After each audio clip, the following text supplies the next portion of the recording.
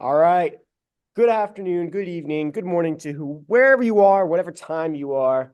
It's the evening right now as of this recording on this beautiful clear sky evening on Sunday, February 25th, 8:34 Eastern Standard Time.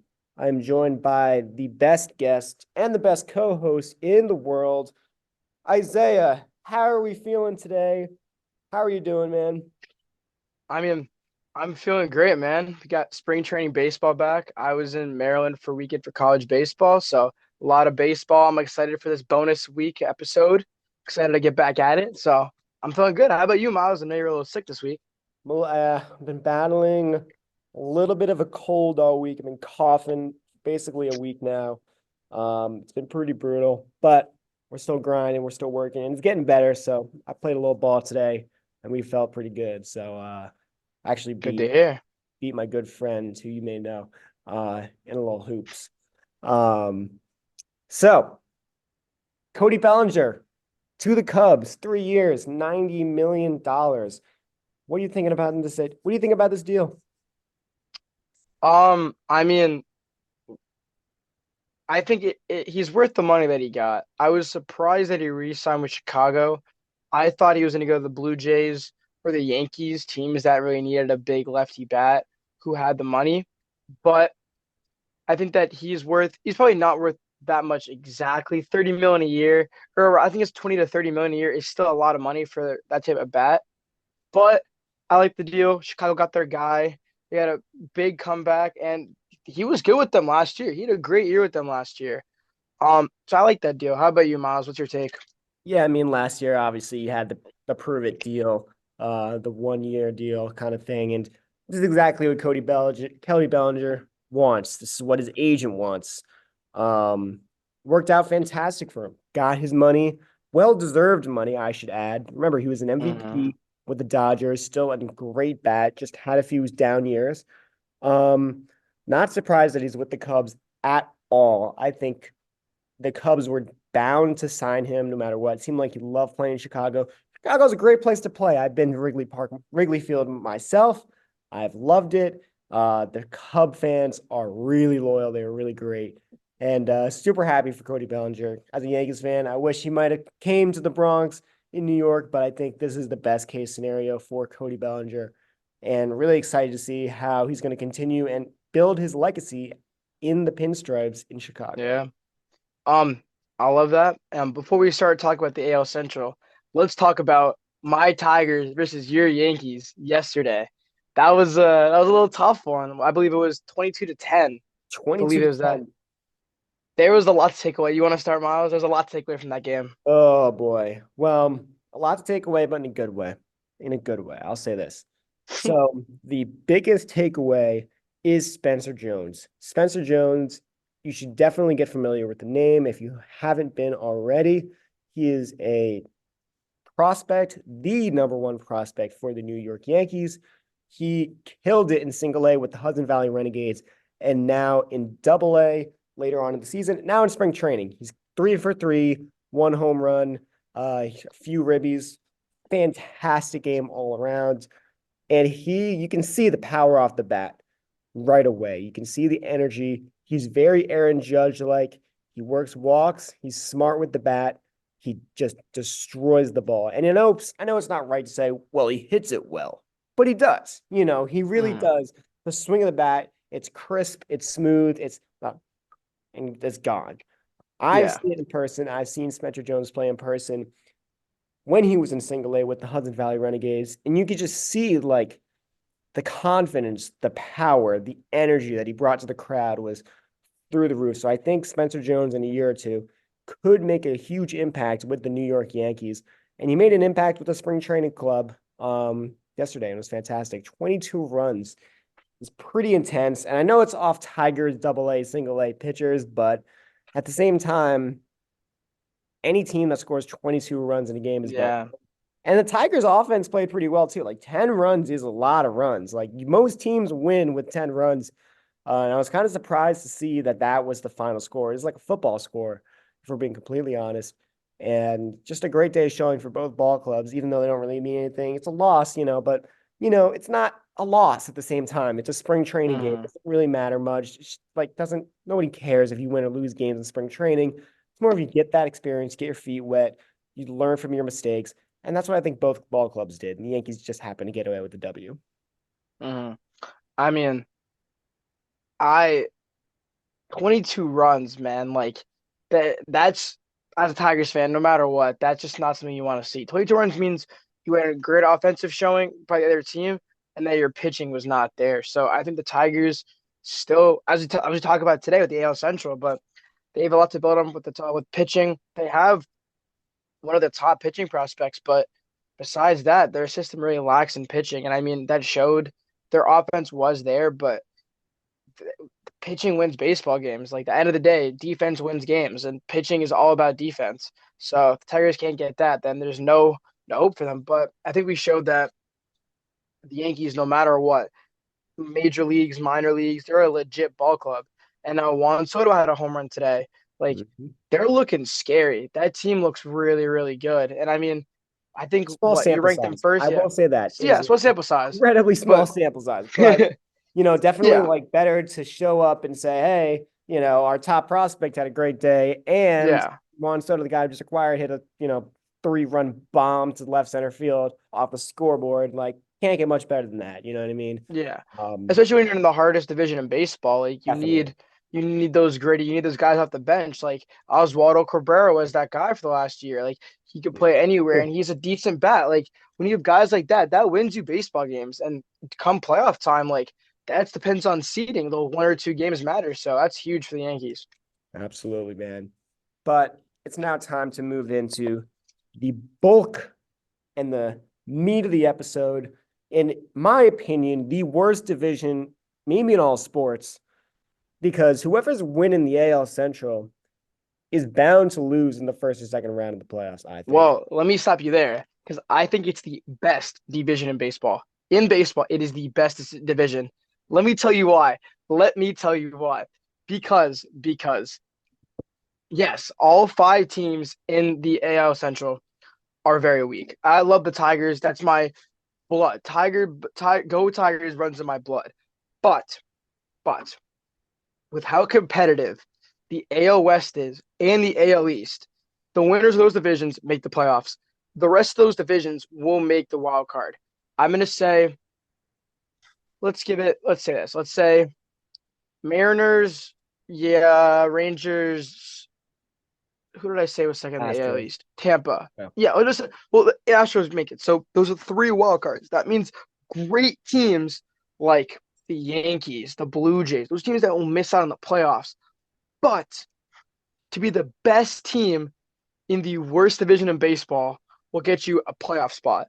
So you could be losing by the Yankees could win 100 games and the Guardians could win 50. But if they win more than everyone else in that division, they still went farther than the Yankees. And at the end of the day, all you need is one shot. The Nationals were the wild card and they won the World Series. So all you need is that one shot. But you want to hop right into a Hold little on, hold ranking? on, hold on. So you said the AL Okay. Central is the best division in baseball? Did you just say It that? is the most interesting division in baseball. Most That is interesting. very different I'll than the rephrase it. best. I'll rephrase it. Most interesting division in Okay. baseball. Because you saw me, I was gonna lose my mind if you. Yeah. I don't Yeah. know how I held in. I was like, no way. And look, Dan, you said some things that I do not agree with in my time knowing you in terms of sports, but that would have taken the cake, man. Anyway, definitely very interesting. But the fact that you Mm. almost said best of it, I was like, are you kidding? I'm like, I want to Nah, hear this argument. I would have agreed with that. I would have agreed with that. I would Okay. have agreed with that reaction there. That was a little, I should have rephrased that sooner. All right. Fifth place. You want to start with this one? Because I started AL East. It's tough, man, because these teams are bad. Realistically, I think four Mhm. out of the five teams could finish last. If all goes wrong. I'm gonna go ahead. I'm gonna go ahead and put the Detroit Tigers at the number. Wow. Wow. No, I'm That, gonna start geeking. Wow. yeah, Whew. You're calling shots early. Okay, let's hear why. it's just not working out. Just not working out. With the Tigers, for me, there is no upward trend. There is no looking into the future. There's just, let's just hope this works. And that doesn't win baseball games, period. That is what leadership has done. That is what management has done. That is what the free agency signing has done. And I understand you're a Tigers fan, but it's going to be tough to watch this year. And you guys have the good team. I mean, the Detroit Tigers have a good team.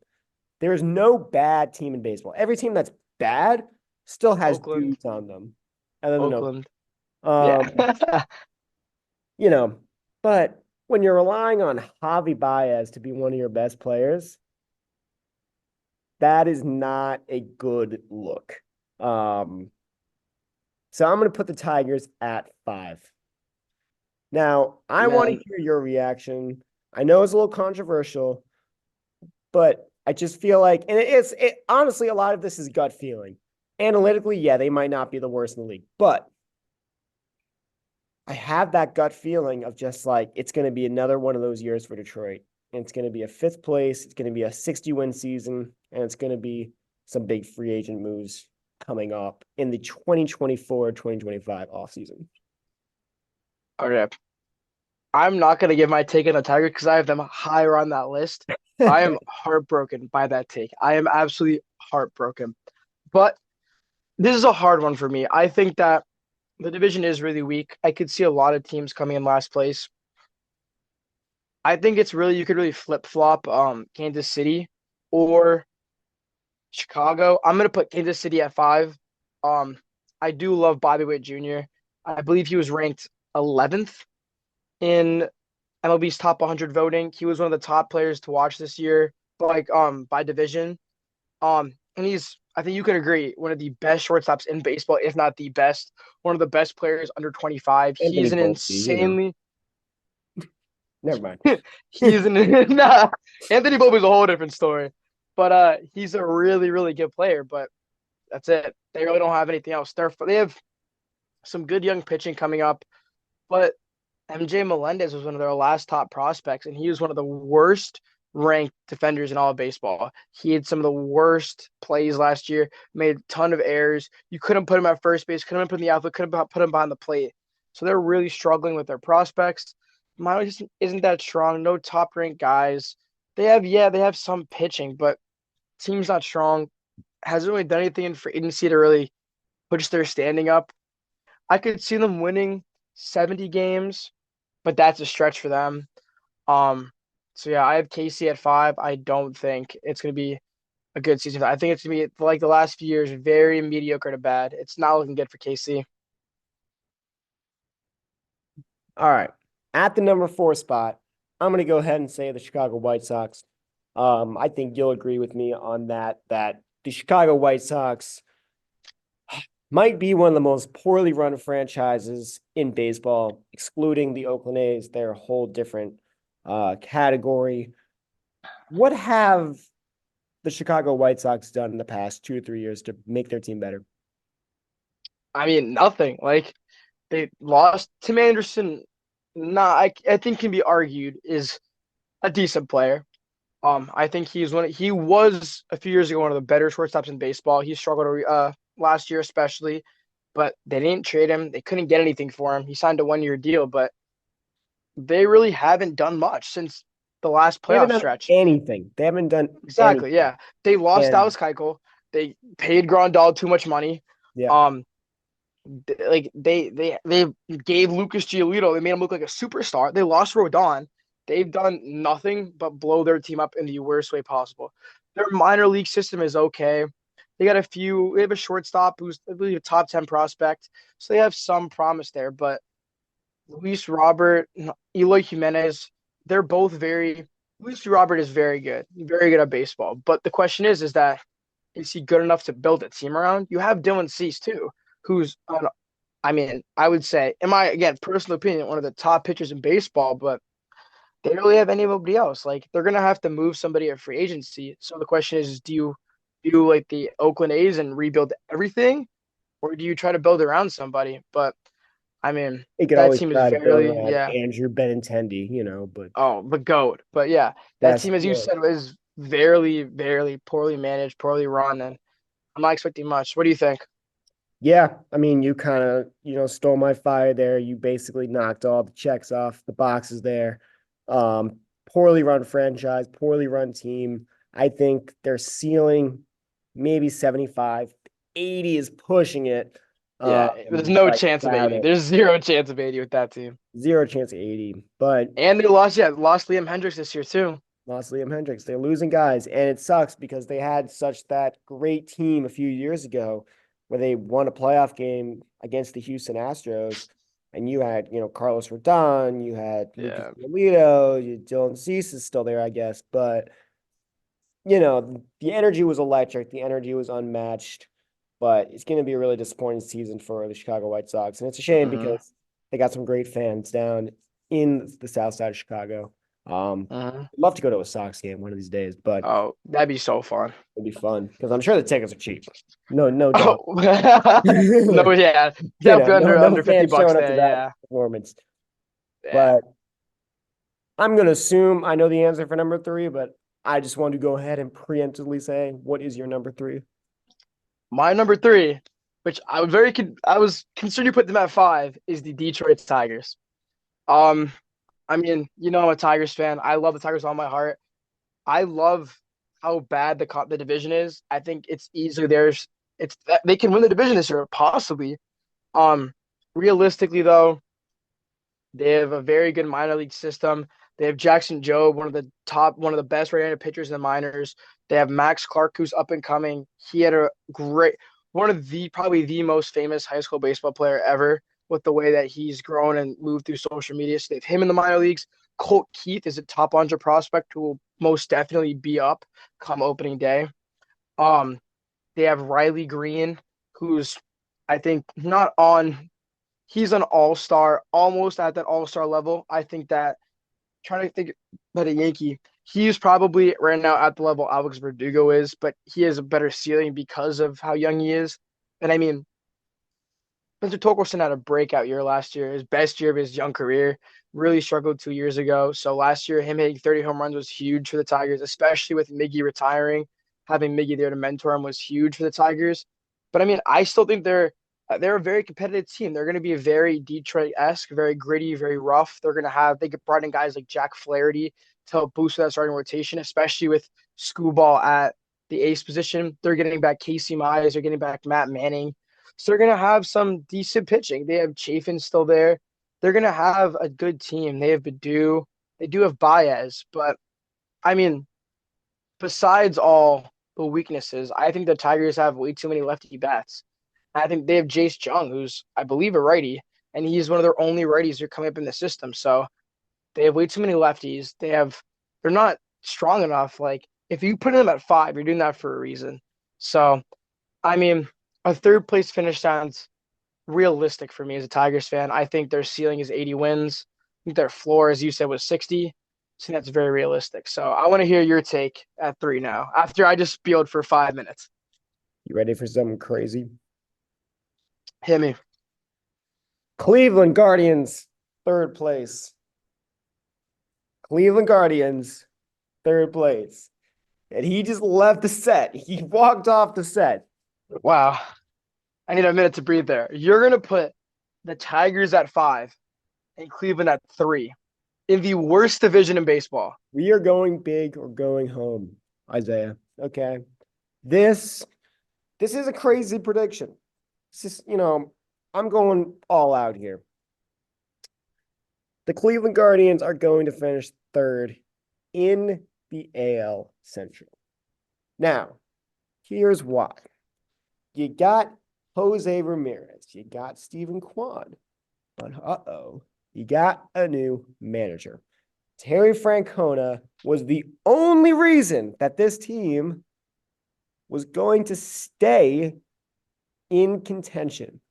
Instead, now their new manager is going to take over, take them to a maybe 80 win season. They're going to be mid, they're going to play poorly, and they are going to finish third in the Central Division. I cannot believe that you would put the Tigers, who have made so many moves in the last couple of years to improve their team at 5. They're gonna put the Cleveland Guardians at 3, who are one of the best teams in developing players, and you're gonna put Kansas City. I'm assuming 2, which I want to hear now. You're gonna put Kansas City at No, you have 2 in to. the AL Central. Oh, I guess you did your three, so I gotta get two. Yeah, I need to hear the 2 now because I'm astounded. Here are the I'm at a no, loss I'm for playing. words. Not the Twins. Twins are going to finish first, but the Kansas City Royals are going to finish second. And here's why: you got Bobby Witt Jr., and that is all you need to know. When you get a superstar on your roster, you are bound to succeed no matter what. Okay, and Bobby Witt Jr. is that guy. And I know you're like, oh, that's a dumb argument. What happened with A-Rod and all those teams and the Rangers and the Mariners? I get it. I'm not saying the Kansas City Royals are going, excuse me. I'm not saying the Kansas City Royals are going to make a World Series appearance. What I am saying, though, is that they can be a little sneaky. And by the way, when I'm ranking these teams, I'm not saying that there's going to be 10 wins separated by them. I'm saying these like between 2, 3, 4, and 5, maybe 2, 4, 5, 7 games between them. I think it's going to be a really close division this year. I think Yeah, whoever I is agree going with to that. win it is going to be pretty close. But I just feel like Kansas City is that team this year. And again, a lot of this is gut, a lot of this is emotional, and I understand the argument against that. But I really like Bobby Wood Jr., and I think he's going to start driving some guys into KC. And I think the leadership of that team is really going to develop their prospects, and they're going to finish in second place as a result. Now, I obviously am going to be yelled at and screamed at for this for probably a few weeks, but we're making bold predictions. What's the whole point? Bold predictions. You got to back it up. You got to make a great argument. And that's what I'm doing. So, what do you think? I assume I know what you're doing, number two, but I want to hear what you're doing for number two. Before I even start with that, do you know where Kansas City is? Do you know what state it's in? Missouri. Why would any baseball player at any high level want to go to Missouri to compete? Why would I'm well, hold on, astounded. hold on, I'm hold astounded. on, This is hold a on. team sport where one player cannot win. We saw Adley Rutschman was a great player his rookie year, but he couldn't do it by himself. There is no chance that KC will end up too. But Hold I on, won't hold on. get too mad at you. Your argument on okay, who wants to go to Missouri? The Chiefs? Hello. That team plays in Missouri. The The Kansas City Chiefs are arguably the most dominant football team of all time. There's a exactly. difference between football players and that football team or Exactly. But it's not the Missouri's mid fault. It's not. the I'm mid I don't know if it protecting the comes, but people of Missouri. the mid ass Kansas City Royals. All right. Holy, Number two. getting me all fired up. I love the AL Central. Number 2, I have the Minnesota Twins. Um, I don't remember. Oh my, can you remind me? Did they beat Houston last year in the first Oh round? no, they did not. Who'd they beat? They beat Blue somebody. They Jays. won. They Blue won 2 Jays. games. Blue Jays. Blue. They beat the Blue Jays twice. They did. Okay, never mind then. I thought that was gonna be important. Blue Jays suck. Ooh, it doesn't matter. Um, I think I'm coining a new name. AL Central more like AL mid because all these teams are very mid, especially Minnesota. Minnesota has Walker Jenkins in their farm system, who is an absolute stud, but that's it. They lost Sonny Gray, who is in St. Louis. Like you could have given it. He's old, but give him some money. I don't know. Minnesota has some guys. They still have Correa, who's still very good. Pablo Lopez is, I believe, the AL Cy Young prediction for this year. So I could see them doing very well, but they don't really have the guys like that. I know you love, as you just said, somehow they have a super. Bobby Witt is a superstar in KC, and Minnesota doesn't really have that guy. Byron Buxton is expecting to be back for most of the year, Yeah, but they say that but every year though. yeah, exactly. Like Yeah. at his peak, Byron Buxton could be one of the best players in baseball, but you only have his peak for maybe 20 games a year, 30 games if you're lucky. So it's very hard to calculate like how good that team's going to be.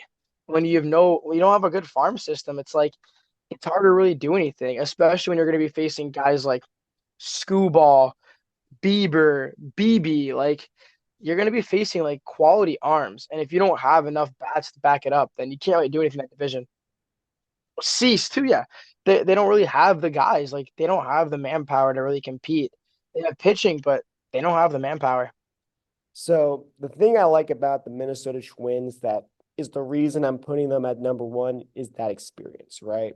That Uh-huh. experience, that more recent experience, I would say, in playoff winning, division winning teams. I think it's a great managed team. And I think, Pablo Lopez is really exciting. And as you were saying this earlier in this show, um, pitching wins championships, pitching wins games, defense plays, wins games. And that's simply what the Minnesota Twins have. They have that AL Cy Young. They have the bats to do it. They have the defense to do it. And I'm not saying that I personally don't think the Twins are going to win anything. As a Yankees fan, I've learned to never fear the Twins, ever. For good reason, though. But they're definitely the best team in the division, for sure. And on paper, they're the best team. And that says a lot about it. When everyone, pretty much everyone, is saying that the Minnesota Twins are going to win the division, I just feel more comfortable with it. I feel more confident. I know they have the guys in the room that could do it. And I'm not saying they're going to win 100% for sure. It's not a guarantee. Nothing's a guarantee. But if everything clicks, this team is going to be a good team. This is going to be an 80-90 win team. And this is going to be a team that could even make it to the first, second, maybe even to the championship game in the American League if we're really pushing it.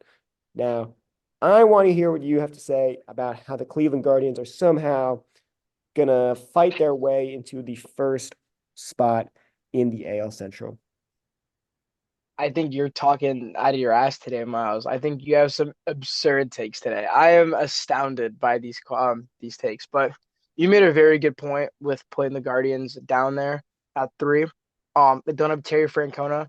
I think that's a huge blow to the entire organization because of how big of a person and how important he was to the entire organization. But that 2016 team, can you name me? The only player that I remember, honestly, besides the pitching, is Jason Kipnis. Do you know anybody else from that team, hitting wise, on that team besides Lindor? Besides Lindor, can you name me another person that 2016 Cleveland Indians team? Rajay Davis. Okay, beside you know what I mean. Okay, Yeah, you asked me to name you a player. okay. But my main point was that that team really, really develops pitching. The Guardians really develop pitching. Bieber's a guy who came up with them. BB last year was a rookie of the year, one of the best rookie pitchers of the year. So they really develop pitching. They have a superstar, one of the, I would say, the best third baseman in baseball in Jose Ramirez. And then they have some guys around him. They have Quan, as you said. They have Jimenez at second base. Like they're building a squad. They have enough young guys to compete. They're gonna have prospects, and even if they don't, they develop so well. Where I have confidence in them. And you said they don't have experience. Well, they've been in the playoff hunt or the playoffs last couple of years. Last year was the first year they really fell off as a team. It's in recent memory to me, but I mean, Jose Ramirez, absolute stud. Gotta love him. They built up Trevor Bauer. They built up. I mean, in his prime, I miss him. He thankfully retired because he gave the Tigers a lot of hell. But Corey Kluber, like they built up these amazing pitchers, and especially if they trade Bieber at some point through the year, they're gonna get pitching prospects back, and you're gonna see those guys come out. Like come playoff time, they're gonna give some teams problems. So I mean, I don't think any team in the AL Central will win over 90 games. I think, especially because every team plays each other, we're going to see a lot more losses than wins in the AL Central. But I could see this team winning 90 games. I could see the Guardians coming out. Have the depth, they have the young talent, they have enough drive in them to want to, as LeBron said, do it for Cleveland. He wants to bring it home. So I could totally see the Guardians coming in first. I like that quote there at the end. Do it for LeBron James. Now, I think Cleveland, this is for you. Sorry. no, you're all good. I think that my prediction is definitely extreme on a couple levels. everything has to go right for Kansas City and everything has to go wrong for Cleveland. I think that's what's going to happen. But, you know, your yours is a little more safe. My only argument to you is that, you're talking about the Guardians' development pitching, which is fair, but outside of Shane Bieber in the recent years, like, I don't know. I don't Tyler understand. Beebe, Tyler Beebe, are you serious? That he, Tyler Beebe's a I good one. picked him up on fantasy midway through last Fantasy. year, and that man Fantasy. Yeah. saved me. Yeah. He Anyway. is he okay. We can do fantasy picks different time, but he's no Shane Bieber, but especially in again the AL mid, like Yeah. he's Yeah. gonna win games for that team. Like honestly, you can make the argument of all five of those teams winning the AL Central because there is no outlying team that's gonna dominate, which is honestly scary to think about, especially as a Tigers fan. Like anybody can win, but it's gonna be the teams that have depth. I think there's only Cleveland and Minnesota are number one picks, have the ability to win, have the playoff like repertoire to win, the experience. So it's really gonna come down to like honestly, it might come down to which team has Terry Francona. Because if none of those teams do, then Minnesota gets the edge. Because you're right, like Cleveland doesn't have him anymore, and Yeah. that three they were winning with them, so we don't know who they have now. Definitely. So that wraps up the AL Central division predictions. In my opinion, correct predictions. In his opinion, his correct predictions. We still got a little bit of chunk of time, and I'm trying to think how we fill this out. And then I'm thinking we got to talk some basketball because this has been a baseball show today, and we want to give the NBA fans a little bit of something. So specifically, I think I want to talk about the unwritten rules in basketball and just a quick talk about that because last night there was some interesting talk between Brooklyn Nets Dennis Schroeder and Mike Conley of the Timberwolves. So essentially, Mike Conley shot a three with 28 seconds left on the shot clock, or 28 seconds left in the game, 3 seconds on the shot clock. The T Wolves were up like 10, 15 points at this point. The game was over. Nothing was happening. But he shot it. Dennis Schroeder didn't like it. He just pushed him when he shot it. We saw a similar thing go on with Alfred Payton and the Knicks and Jay Crowder in 2019. But what is your kind of take on that? Do you think a guy should like shoot it at that moment, or do you think they hold on to the ball?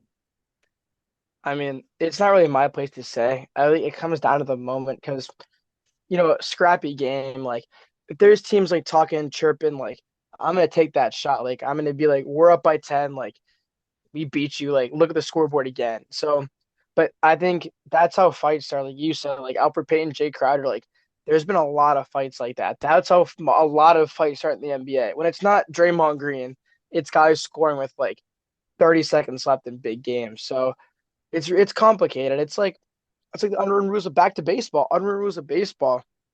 It's stuff that you just got to know. It's a game of like respect and honor. And how much do you want to disrespect the opponent? And that gets a lot of guys angry. And I mean, I don't know. I respect Dennis Schroeder for doing that, and I did. I mean, I also respect Mike Conley for taking that three. So I think it's really complicated when you think about it. So, Yeah. what do you think? I think the respect goes both ways.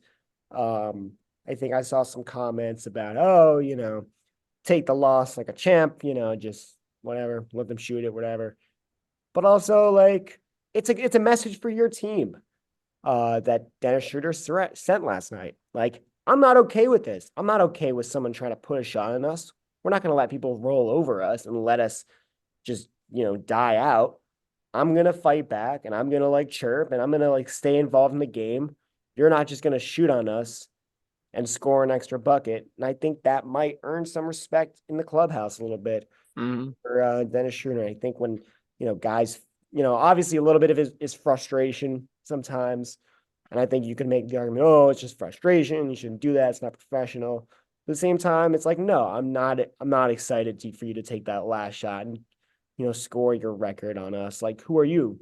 You know what I mean? Like, it's great that you like won the game, but like, wow, you barely beat the Nets. Like, not really a huge flex in Yeah. this day and age, but it was a little disappointing to, you know, especially because it's Mike Colony, and he's a really respected player in the league. So I didn't like that it was him taking the shot. And I think that puts a hole. If it was Dylan Brooks, people would be like, "Oh yeah, it's Dylan Brooks. He's a jerk, Yeah. whatever." But everyone was shocked because it's like Mike Conley, and it's like, "Oh, he's a nice guy," and like he hasn't got it. There was a story like released right before the game how he's never got a tech in his career, which is astounding. Like that's really rare, especially with the amount of techs being called now. Um, Jason Tatum just clapped his hand once and just got a tech. Like it's ridiculous. Yeah. I think it Um, creates yeah. interesting discussions.